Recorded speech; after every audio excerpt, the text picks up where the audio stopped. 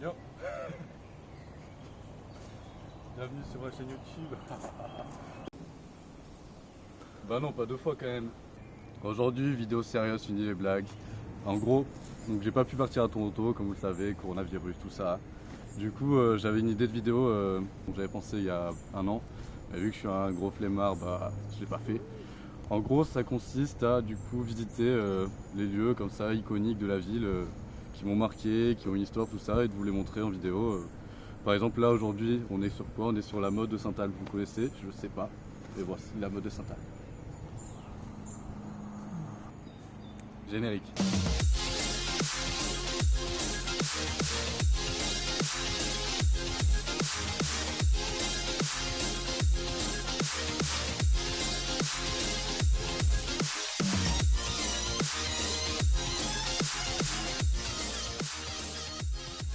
Du coup, nouveau concept de vidéo, donc nouveau nom, je sais pas comment je vais l'appeler, donc si vous avez des idées, dites-le moi. Donc aujourd'hui, j'avais envie de vous présenter la mode de Saint-Albe. C'est un lieu qui me tient à cœur parce que tout simplement, je la connais de mon papy qui m'avait amené une fois faire du vélo tout autour de la Motte.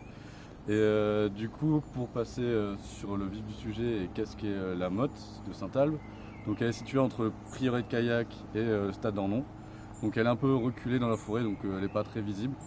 Donc qu'est-ce qu'il faut savoir de la Motte de Saint-Albe, c'est que c'est du coup une motte, donc un gros tas de terre d'environ 15 mètres de haut, entouré d'un fossé souvent rempli d'eau. Donc là il est alimenté d'eau, il y a une source qu'on peut voir, je vous la montrerai tout à l'heure. Donc un fossé large de 5 mètres qui fait tout le tour. Et du coup auparavant, donc dans l'an 1000, donc au Moyen-Âge, il y avait du coup sur cette partie de terre, il y avait du coup une tour qui s'est levée encore à 15 mètres de haut. Donc vous vous demanderez pourquoi avoir bâti une motte ici à Gradignan en plus. Donc tout simplement parce que c'était simple à construire avec des ressources premières, donc de la terre et seulement du bois pour la tour. Et elle servait de tour de vigie pour surveiller les environs et notamment le château de Saint-Albe qui se trouve juste à côté. C'est pour cela qu'on retrouve dans le parc de Montgaillard, juste à côté, on retrouve des lavoirs qui faisaient partie de toute l'enceinte de Saint-Albe. Ce qui est bon à savoir aussi sur la construction de la motte de Saint-Albe, c'est que par exemple, enfin même de toutes les mottes en fait, il fallait 100 hommes pour construire une motte en 20 jours. Donc c'est du coup ça l'avantage clairement des mottes, c'est pour ça qu'il y en a partout en France. Elles servaient du coup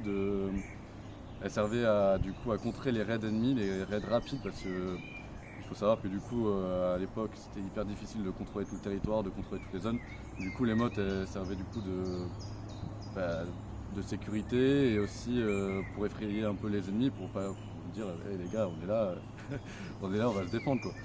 Du coup ici c'est un lieu que défendaient les Carolingiens contre les raids des Vikings ou des Sarrasins. La motte est composée de deux éléments, donc le fossé et le tertre. Donc le tertre c'est le gros tas de terre. Et d'où vient cette terre? Elle vient tout simplement du fossé. Donc les ouvriers, les paysans ont tout simplement creusé dans la terre. Et toute la terre du fossé, du coup d'environ 5 mètres, donc vous imaginez toute la terre qu'ils ont récoltée, ils l'ont mis au milieu et ça formait du coup ce gros amas de terre. Et c'est d'où le principe du coup des mottes castrales, des mottes féodales. Du coup là comme vous pouvez le voir, c'est un peu une forêt, la végétation a repris ses droits, mais à l'époque c'était juste du coup un gros tas de terre recouvert d'herbe et du coup avec des pentes abruptes, donc il était extrêmement difficile de les attaquer et du fait de sa hauteur, il était aussi extrêmement difficile de ne pas le louper et c'est comme ça que du coup à l'époque des Carolingiens ont surveillé tout le territoire. Voilà, donc c'est à peu près tout ce que j'avais à dire sur ce lieu, donc je vous invite à aller le visiter si ça vous a plu. Dites-moi aussi si ce format vous plaît et si vous avez des endroits comme ça près de chez vous ou quoi que vous connaissez qui sont intéressants à introduire, à montrer, qui ont une histoire, tout ça. Voilà, dites-le moi, ça me fera plaisir.